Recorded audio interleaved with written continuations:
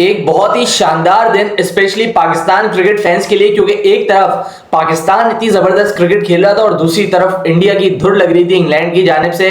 सो Pakistan cricket fans के लिए तो मैं समझता हूं कि एक जन्नत सा दिन था। बात करते हैं पाकिस्तान के मैच पे पहले, और थर्ड T20I में फाइनली थोड़े से पॉजिटिव एंड थोड़ी सी अच्छी ग्लिम्सेस, थोड़ी सी अच्छी उम्मीद हमें मिली है वापस से moving into the next series. और वो अच्छी उम्मीद हमें किसने दिलाई है? वो अच्छी उम्मीद हमें साहबजादा फरहान ने दिलाई है। साहबजादा फरहान मैं समझता हूं 2025 में ऐसी फॉर्म में है कि बॉलर उनसे दूर दूर ही रहे, और पाकिस्तान क्रिकेट बोर्ड बार बार उन पे लैक ऑफ ट्रस्ट दिखा रहा है। हमेशा सीरीज के पहला एक मैच, पहला दो मैच वो बाहर बैठता है, एंड जब वो कम बैक करता है देन उसके बाद जो उसकी परफॉर्मेंसेज होती हैं वो अगेन शानदार परफॉर्मेंसेज होती हैं। क्रेडिट देना पड़ेगा आपको कि वो बाहर बैठ के भी मोमेंटम लूज नहीं कर रहा, वो बाहर बैठने के बाद भी अपने आप को डाउन नहीं कर रहा, बल्कि जब भी और जहां भी उसको मौका मिल रहा है वो वहां पे उतना ही शानदार परफॉर्मेंस दे रहा है। पहले नेशनल T20 से कहानी शुरू हुई थी, वहां पे तीन बड़ी 100s 162 149, उसके बाद आता है PSL वहां पे 100, उसके बाद पाकिस्तान की टीम में लेके आया जाता है बांग्लादेश के सीरीज पे, और उसके बाद पहले मैच में ही वहां पे 70 ऑड की इनिंग्स खेलते हैं। फिर उसके बाद यहाँ पे आते हैं तो यहाँ पे पहले दो मैचेस बेंच होते हैं, एंड उसके बाद तीसरे मैच में वापस से कमबैक पे अगेन 70 ऑड की इनिंग्स खेलता है। शानदार रिच वेन ऑफ फॉर्म में है। इनकी फॉर्म से पाकिस्तान को फायदा उठाना चाहिए, और मैं समझता हूँ हर जगह पे एक ऐसा बंदा जो आपकी टीम में 110% इन होता है after Salman Ali Agha, he is Sahibzada Farhan. Given his form, given the runs which he is making everywhere in the world, भले वो पाकिस्तान हो। और आप देखें ये विकेट आप ये ना समझिए कि ये विकेट कोई आसान थी, ये पाकिस्तानी बाकी बैट्समैन का दिल साहबजादा फरहान ने खोला है कि भाई ये जो तुम विकेट की बात कर रहे हो ये विकेट इतनी मुश्किल नहीं है। हालांकि आप देखें जैसे जो नया बैट्समैन आया उसने तो स्ट्रगल किया है, भले वो फिर हारिस हो, भले वो सलमान अली आगा हो, खुल के शॉट्स तो नहीं लगी पूरी बांग्लादेश की इनिंग्स आप देखें, लेकिन साहबजादा फरहान की जो फॉर्म है वो गंदी से गंदी विकेट पे भी ऐसी बैटिंग कर रहा है जैसे वो बिल्कुल पाठा विकेट है। एंड इस बैटिंग ने, फरहान की बैटिंग ने बाकी पाकिस्तानी बैटर्स का भी दिल खोला। हसन नवाज ने जिस तरीके से बैटिंग की, साइम मयूब ने थोड़े से छक्के मारे, सो ये सारा क्रेडिट आप साहबजादा फरहान को दें जिस तरीके से उसने बैटिंग करके बताया कि भाई यहाँ पे बैटिंग हो सकती है, यहाँ पे अगर आप अपने खुले दिल से अपने शॉट्स खेलें, अपने शॉट्स पे रह के बैटिंग करें, ऑन द मेरिट बॉल को खेलें, यहाँ पे बिल्कुल बैटिंग हो सकती है, आप बिल्कुल इसका सोल्यूशन निकाल सकते हैं विकेट का। सो बहुत ज्यादा क्रेडिट जाता है साहबजादा फरहान को, जिस तरीके से ओपनिंग की उसने 6 ओवर में 57 रन, उसके बाद भी कंटिन्यू रहा, एंड बड़ी शानदार इनिंग साहबजादा फरहान की।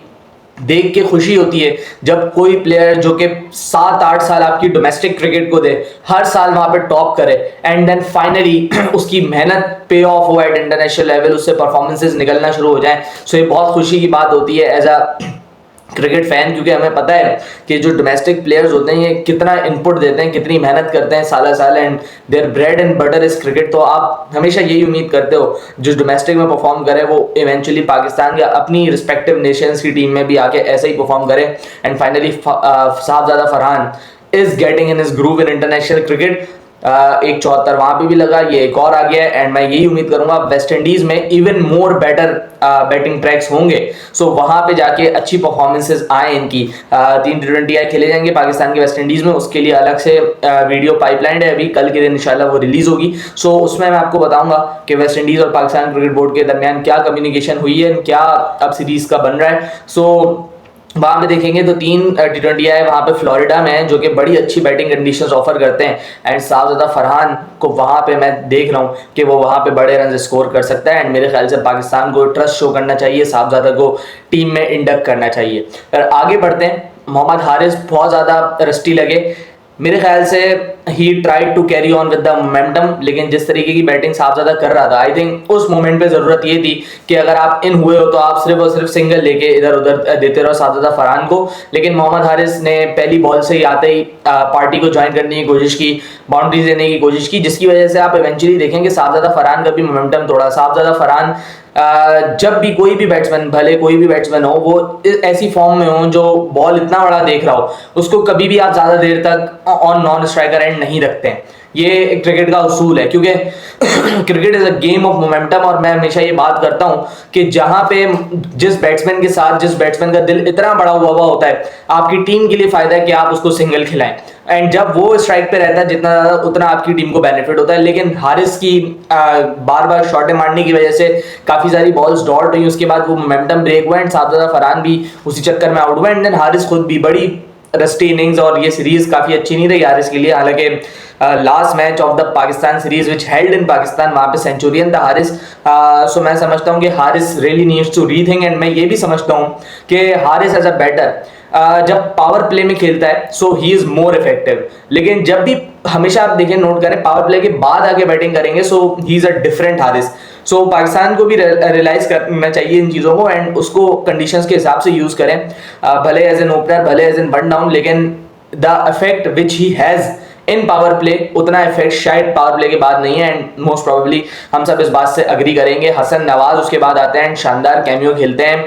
क्या जबरदस्त प्लेयर लगता है हसन नवाज जब भी वो इनिंग्स खेलता है अपनी, लेकिन मसला सारा ये है कि जब नहीं खेलता तो कुछ भी नहीं करता, वो जीरो करता है। मेरे ख्याल से जब ना करे तब भी 20-25 करने चाहिए उसको टू रिमेन इम्पैक्टफुल। लेकिन मैं ये समझता हूँ कि हसन नवाज जैसा प्लेयर, जिस दिन हसन नवाज चलेगा उस दिन वो इंश्योर करेगा कि Pakistan on the winning side and करे। वो इतना शानदार प्लेयर लगता है जब भी वो बैटिंग करता है, जब भी वो खुले दिल के साथ बैटिंग करता है। Hasan Nawaz today looked phenomenal, and specially जो आउट होने से पहले उन्होंने छक्का मारा शरीफुल इस्लाम को, प्रॉपर हुक शॉट मैं समझता हूं। बहुत शानदार बैटिंग कर रहा था हसन नवाज, जो खुले दिल के साथ बैटिंग करता है, एंड फिर वो स्टाइलिश उसी हिसाब से, एंड मिडिल ऑर्डर का मैं समझता हूँ बैक बोन है। इरफान खान नियाजी भी अगली सीरीज में वापस आ जाएंगे, so he they both can complement each other. Irfan Khan Niazi भी एक अच्छी फॉर्म से आ रहे हैं, पीएसएल बड़ा अच्छा खेला था इरफान ने, एंड मैं समझता हूँ यहाँ पे आगे भी इरफान खान नियाजी का रोल हो जाएगा, क्योंकि अभी आप देखें आपके पास लूप होल्स हैं मिडिल ऑर्डर में, एंड उसको आपने दूर करना है। सो इरफान का बहुत इंपॉर्टेंट रोल हो सकता है मिडिल ऑर्डर में। सो ये सारी चीजें देखने की जरूरत है अभी, एंड मैं समझता हूँ कि हसन नवाज की आज इनिंग्स ने बहुत ज्यादा होप दी होगी पाकिस्तान की करंट मैनेजमेंट को, माइक हेसन को एंड सलमान अली आगा को, बिकॉज जितना ट्रस्ट हसन पे शो कर रहे हैं, जितना ट्रस्ट हम हारिस पे शो कर रहे हैं और इनको चांसेस दिए जा रहे हैं, इनका भी काम है फिर उस हिसाब से डिलीवर करना। एंड हारिस के लिए भी मैं स्पेसिफिकली ये बात करूंगा, आपकी बैटिंग भले किसी भी नंबर पे आए, आपका काम है एडजस्ट करना है उस हिसाब से खेलना। So he really needs to think about himself. फिर नवाज की भी आज अच्छी इनिंग्स आ गई, फाइनली आप देखें बिना किसी परफॉर्मेंस के टीम में आते हैं, और फिर उसके बाद आपको पूरी सीरीज मिलती है। सो आपसे ज्यादा लकी प्लेयर तो कोई है ही नहीं मोहम्मद नवाज। उसके बाद आपकी इस मैच में परफॉर्मेंस आना वो ड्यू थी, और वो आई, एंड पाकिस्तान ने इसकी बदौलत एक अच्छा टोटल बोर्ड पे लगाया। एंड देन बॉलिंग में मैं समझता हूं आउट क्लास किया सलमान मिर्जा ने। एक बहुत बड़ी हाईलाइट, एक बहुत बड़ी positive from this series is Salman Mirza. जिस तरीके की बॉलिंग उसने की है throughout the series, he has been fantastic, and मैं ये जानता हूं कि सलमान वेस्ट इंडीज जा रहा है alongside with Shaheen Afridi. Salman Mirza is going to West Indies, और इस सीरीज के दो पॉजिटिव्स मेरे लिए, मेरी नजर में, सलमान मिर्जा एंड अहमद दानियाल है। अहमद दानियाल भी बड़ी शानदार बॉलिंग कर रहे हैं, विद पेस बॉलिंग की है अहमद दानियाल ने, और बैटिंग में भी हमने पिछले मैच में देखा almost pulled it of for Pakistan, लेकिन अनफॉर्चुनेटली वैसा हुआ नहीं। सो ये दोनों जो कलंदरी बॉयज हैं, कलंदर, लाहौर कलंदर इज गिवन पाकिस्तान और लॉर्ड, और अभी भी कंटिन्यू किए जा रहा है। अभी नईम को निकाला है, नईम अभी बिल्कुल रेडी प्रोडक्ट तो नहीं है, लेकिन थोड़ा काम होने की जरूरत है। उसके बाद वो टीम में जब आएंगे सो लेट्स सी तब कब कैसे परफॉर्म करते हैं। लेकिन ये सलमान मिर्जा 2021 का डेब्यू है सलमान मिर्जा का पीएसएल का। उसके बाद जो ग्रुपिंग हुई है इनकी लाहौर कलंदर में, अब आप देखें पहले मैच में 2, फिर सेकंड मैच में 2, और इस मैच में 3, और आज की बॉलिंग शानदार, जबरदस्त बॉलिंग। जो इन स्विंग पे बोल्ड मारा है जाकिर को, एंड उससे भी बेहतर बोल्ड मारा मेहदी हसन को। मैं समझता हूं यहाँ पे सलमान मिर्जा बहुत इंपैक्टफुल परफॉर्मेंस देगा, एंड यही बात मैंने की थी कि आपको 110% श्योरिटी है कि वेस्ट इंडीज के टूर में हसन अली भी वापस आएंगे, शाहीन आफरीदी भी वापस आएंगे। So anyone who wants to be in team, उसने परफॉर्मेंस शानदार ही देनी थी, और शानदार कैसी देनी थी? सलमान मिर्जा जैसी देनी थी, एंड वो दी है सलमान ने। एंड एज अ रिजल्ट मैं 100% श्योर हूं कि Salman will be going to West Indies. And finally एक अच्छे नोट पे सीरीज को एंड किया पाकिस्तान ने। अगर और अच्छा हो जाता, अगर फ़हीम अशरफ या अहमद दानियाल वो 9 रन भी बना लेते पिछले मैच में, तो शायद हम यहाँ पे बांग्लादेश के अंदर बांग्लादेश को सीरीज हरा देते। लेकिन नेवर माइंड, आखिरी मैच पाकिस्तान ने बड़ा शानदार खेला, आउट क्लास किया बांग्लादेश को। सो ये तो पाकिस्तान के मैच की बात हो गई। अब चलते हैं जी इंडिया के मैच पे। एक बहुत इंपॉर्टेंट सीरीज जो चल रही है, वहाँ पे 4th मैच 2-1 की लीड पे इंग्लैंड खड़ा हुआ है, एंड एक बेहतरीन दिन खेला इंग्लैंड ने आज के दिन, led by there captain Ben Stokes yet again. Ben Stokes एक और पंजा। मैं समझता हूं यहां पे बेन स्टोक्स अपनी बॉल के साथ जितना डिलीवर कर रहा है, मैंने इससे पहले बेन स्टोक्स को इतना डेडिकेटेडली बॉल के साथ डिलीवर करते हुए नहीं देखा। मैं समझता हूं वो जो अश्विन ने बात की थी वो सुन लिए शायद, या वो बहुत ज़्यादा दिल पे ले लिए बेन स्टोक्स ने कि लीड्स हेडिंगली 2019 के बाद से बेन की कोई परफॉर्मेंस नहीं है। तो उसने बताया है कि भाई वो जो मैंने किया था ना, वो हर प्लेयर अपनी ज़िंदगी में एक दफ़ा ही करता है, लेकिन उसके बाद जो मैं कर रहा हूं ना वो भी देख लो ज़रा। कभी 5 विकेट, कभी 100, कभी 50, हमेशा रन्स में होगा, हमेशा विकेट्स में भी होगा। He is a all time great, one of the all time greatest allrounder in this world, Ben Stokes. और अगेन आप देखें आज के दिन विकेट में कुछ खास नहीं है, ये बेन स्टोक्स का कमाल है एंड बेन स्टोक्स की कंसिस्टेंसी है जो वो विकेट से एक्सट्रैक्ट करवाता है। कल के दिन हमने बात की थी कि फर्स्ट सेशन के अंदर अगर इंडिया 1 से 2 विकेट लूज करता है then India won't be able to exceed 350, and exactly same चीज होती है आज के दिन आके। जडेजा जल्दी आउट हो जाते हैं, उसके बाद आप देखें शार्दुल ठाकुर भी फौरन आउट हो जाते हैं, and when they go for lunch they were 316 for 6। वहां पे ऋषभ बैटिंग करने आता है लेकिन विद एन इंजर्ड फुट यार, एक सौ सबसे पहले उसको हमें क्रेडिट देना पड़ेगा कि वो पहले बैटिंग भी करने आया है इतनी तकलीफ में, सो उसको ये क्रेडिट हमें देना पड़ेगा। एंड मैं समझता हूँ कि बहुत रिस्क लेके आया है, नहीं आना चाहिए था ऋषभ पंत को, लेकिन वो आया है तो उसको हमें सल्यूट करना चाहिए उसकी ब्रेवरी पे। लेकिन जब आप इतनी बड़ी और इतनी सीरियस इंजरी के साथ आते हैं सो आप क्या कंट्रीब्यूट कर पाएंगे, बहुत ज्यादा मुश्किलों से 20 रन 30 रन, एंड वही किया ऋषभ ने। आप कभी भी एक स्पेशली एज अ बैट्समैन जब आपकी टांग पे चोट लगी हो सो वैसे ही आपके लिए हिटे मारना बहुत ज्यादा मुश्किल हो जाता है, क्योंकि बेस तो आपकी वैसी चली गई है। सो ये सारी चीजें थी एंड ऋषभ के होते हुए मैं समझता हूं कि वो जो 20-30 रन है वो ऋषभ ने ही ऐड करवाए, वरना वो 20-30 रन भी ना होते इंडिया के खाते में।